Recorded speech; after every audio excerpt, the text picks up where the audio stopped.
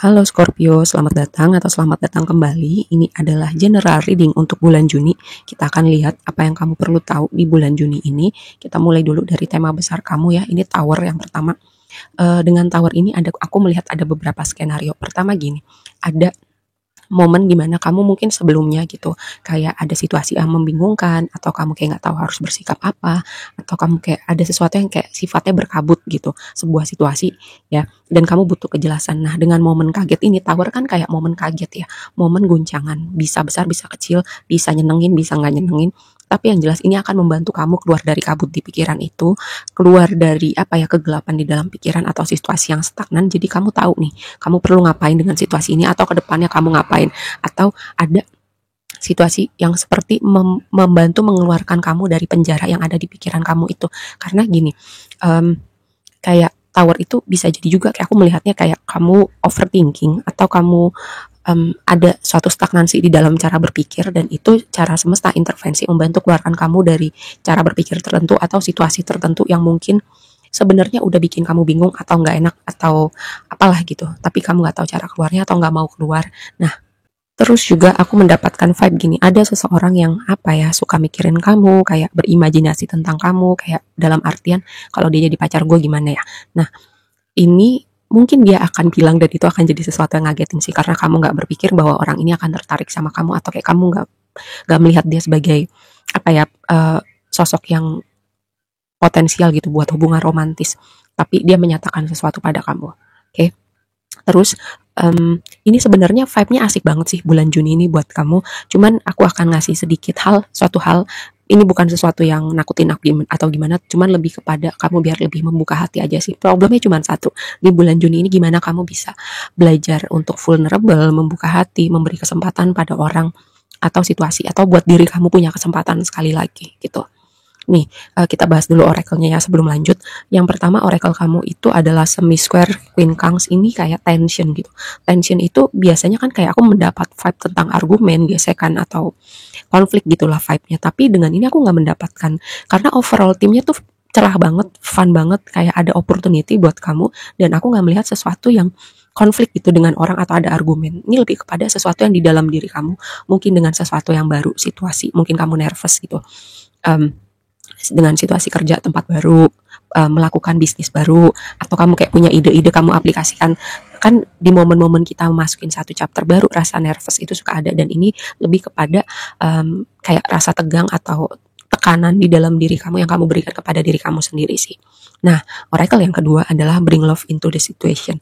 Aku mendapatkan vibe gini, bring love ini ke dalam, membawa cinta ke dalam hidupmu, dalam artian mungkin ya, kamu segala aspek di hidup kamu tuh baik-baik aja, cuman kurang satu gitu, kurang cinta. Dalam artian mungkin selama ini kamu lagi apa ya, memproses dengan diri kamu, mungkin kekecewaan, atau kayak kamu lagi fokus sendiri aja dulu, atau itu tadi kamu memang menanti seseorang itu. Jadi ini waktunya kamu membawa atau membuka hati lagi, memberi kesempatan untuk kamu merasakan cinta lagi ya. Lalu yang kedua skenario nya adalah, kalau misalnya gini, taruhlah kamu melakukan suatu pekerjaan yang kamu nggak passion di situ, hati kamu nggak di situ. Jadi ibaratnya kamu kerja ya sekedar kerja, punya gaji, punya rutinitas. Nah, kalau misalnya kamu belum bisa gitu untuk melakukan sesuatu yang kamu passionate di situ, coba kamu mulai bikin langkah kecil di mana kamu bisa membangun sesuatu yang kamu bisa passionate di situ. Lalu yang kedua, kamu punya aktivitas lain di luar pekerjaan kamu, hobi baru gitu, di mana kamu bisa melakukannya dengan senang. Makanya ini bisa membawa cinta, bisa membawa warna di hidup kamu ya. Karena apa? Tema tentang cinta. Cinta itu nggak mesti tentang hubungan romantis ya, tapi kayak cinta yang universal gitu. Lihat oracle yang berikutnya itu gambar heart.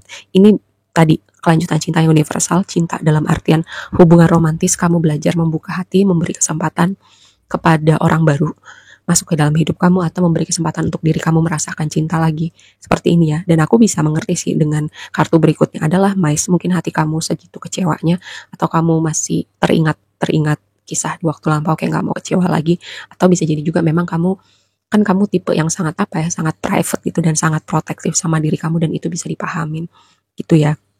Cuman di bulan Juni ini banyak sekali energi yang baru gitu, nggak cuman dalam aspek material, dalam aspek emosional juga gitu. Cuman sayang aja sih kalau dilewatkan gitu, kalau kamu nggak membuka diri, membuka hati sepenuhnya untuk hal ini, energi ini, orang-orang ini yang baru-baru ini masuk ke dalam hidup kamu gitu. Karena apa? Kamu segitu private-nya, segitu protektifnya sama hati kamu. Ya, lalu yang berikutnya ini adalah child. Ini bisa berbicara konteks anak-anak memang dalam artian sesungguhnya, kayak anak-anak signifikan dalam hidup kamu. Kayak pertimbangan kamu untuk membuka hati lagi adalah anak itu. Nanti anak gue terima nggak ya? Atau mereka terima nggak ya kalau ternyata gue udah punya anak misalnya gitu. Atau anak ini juga bisa berbicara tentang sesuatu yang baru yang ada di dunia realita kamu. Jadi ini sekedar konfirmasi tambahan bahwa ada sesuatu yang baru nih di dunia realita kamu. Nah, kita mulai ya.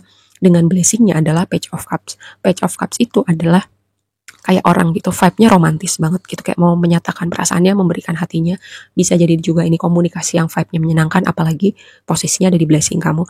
Kalau ini orang ya, orang yang punya ketertarikan sama kamu, Page of Cups itu biasanya orang yang masih belum bisa serius, berjiwa muda, atau kayak orientasinya bukan jangka panjang. Tapi di sini aku mendapatkan vibe ini adalah sosok orang yang menurut aku udah dewasa sih, udah mateng, udah bisa diajak kayak untuk visi misi, untuk hubungan jangka panjang gitu.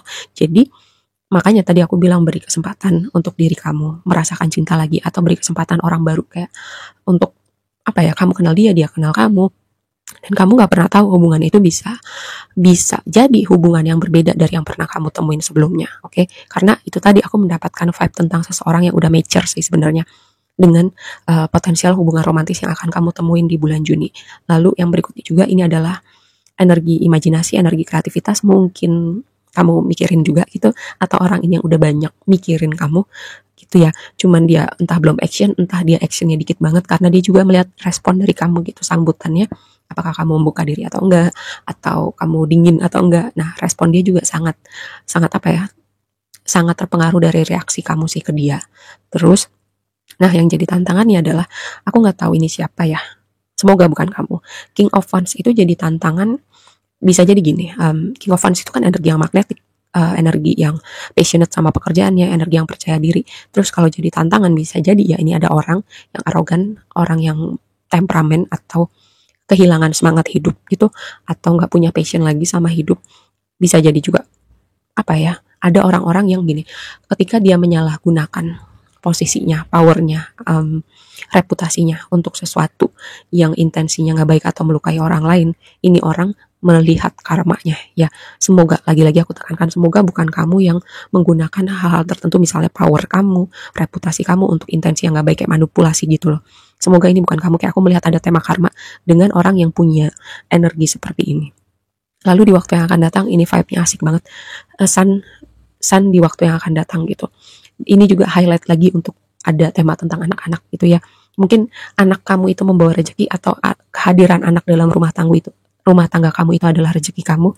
Terus juga Sun itu selalu memberi energi kehangatan, optimisme, dan progres gitu. Jadi tadi ya, karena di awal ada tema tentang sesuatu yang tidak terlihat dengan jelas, dengan Sun di sini keadaan akan lebih jernih gitu.